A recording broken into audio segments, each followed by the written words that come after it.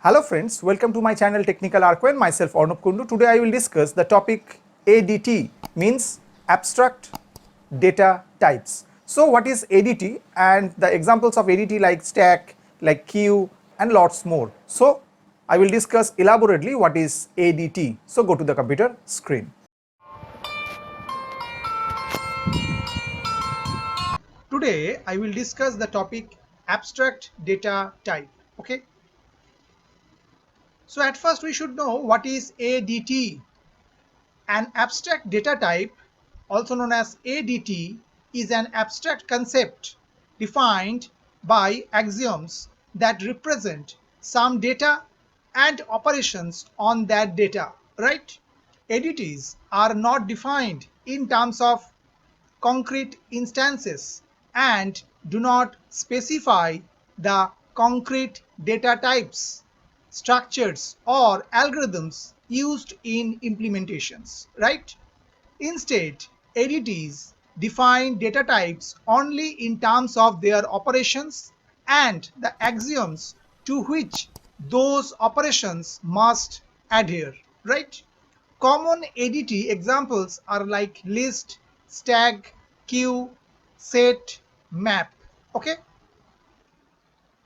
Earlier, we referred to procedural abstraction as a process that hides the details of a particular function to allow the user or client to view it at a very high level.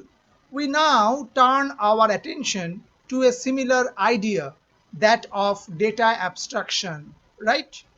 An abstract data type, sometimes abbreviated ADT, is a logical description of how we view the data and the operations that are allowed without regard to how they will be implemented. Okay? This means that we are concerned only with what the data is representing and not with how it will eventually be constructed. Okay. By providing this level of abstraction, we are creating an encapsulation around the data. The idea is that by encapsulating the details of the implementation, we are hiding them from the user's view. This is called information hiding, right? The following image shows a picture of what an abstract data type is and how it operates. Okay, so there is a picture is provided to there. Okay, the user interacts with the interface, okay, using the operations that have been specified by the ADT. The abstract data type is the cell that the user interacts with. Okay, the implementation is hidden one level deeper. Okay, the user is not concerned with the details of the implementation, right? The data type is basically a type of data that can be used in different computer program. Okay, it signifies the type like integer, float, etc. The space like integer will take 4 bytes, character will take 1 bytes of space, etc. The abstract data type is special kind of data type whose behavior is defined by a set of values and set of operations. The keyword abstract is used as we can use these data types. We can perform different operations, but how those operations are working, that is totally hidden from the user, right? The ADT is made of with primitive data types, but operation logics are hidden, right? Abstract data type means ADT is a type or class for objects whose behavior is defined by a set of values and a set of operations. Okay? The abstract data type is a structured programming concept which contributes to software reliability, maintenance, and allows for major revisions to be performed in as safe way. Okay, many high level languages enforce or at least facilitate the use of ADTs, right? The definition of ADT only mentions what operations are to be performed but not how these operations will be implemented. Okay? It does not specify how data will be organized in memory and what algorithms will be used for implementing the operations. Okay? It is called abstract because it gives an implementation independent view. The process of providing only the essential and hiding the details is known as abstraction. And the following picture provides the concept of ADT. Okay. Now we talk about stack ADT. In stack ADT implementation, instead of data being stored in each node, the pointer to data is stored.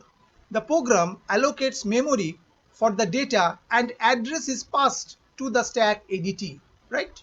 A stack contains elements of the same type arranged in sequential order. All operations take place at a single end, that is top of the stack, and the following operations can be performed like push, which insert an element at one end of the stack called top.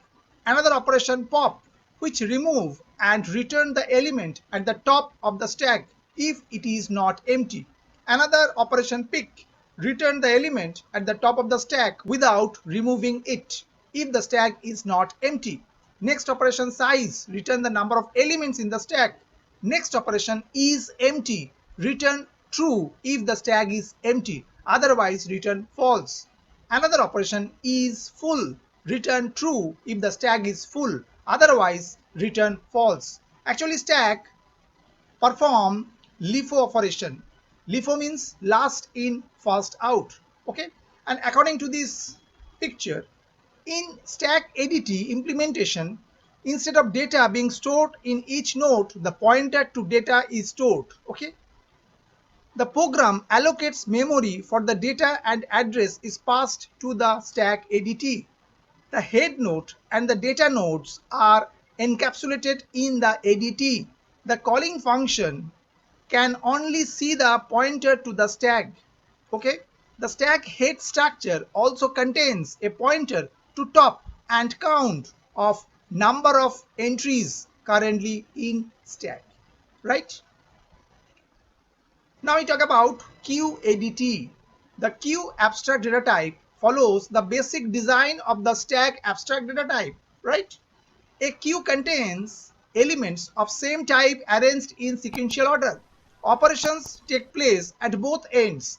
Insertion is done at the end and deletion is done at the front. The following operations can be performed. So these are the following operations which is performed within queue. Queue actually provides what? FIFO operation. FIFO means first in, first out. Okay. And the operations like NQ, which insert an element at the end of the queue. DQ operation, which remove and return the first element of the queue if the queue is not empty. Another operation pick, return the element of the queue without removing it if the queue is not empty.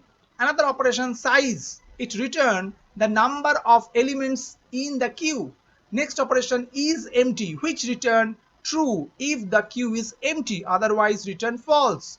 Another operation is full. It returns true if the queue is full, otherwise return false. Okay, and the picture provides the basic concept of QADT, right? Now we talk about the another part, list ADT. The data is generally stored in key sequence in a list which has a head structure consisting of count, pointers and address of compare function needed to compare the data in the list. And the picture provides the basic concept of list. Okay, a list contains elements of a same type arranged in sequence order and the following operations can be performed on the list. And the operations like get, which return an element from the list at any given position. Okay, next operation insert, which insert an element at any position of the list. Next remove, which remove the first occurrence of any element from a non-empty list. Next operation, remove at.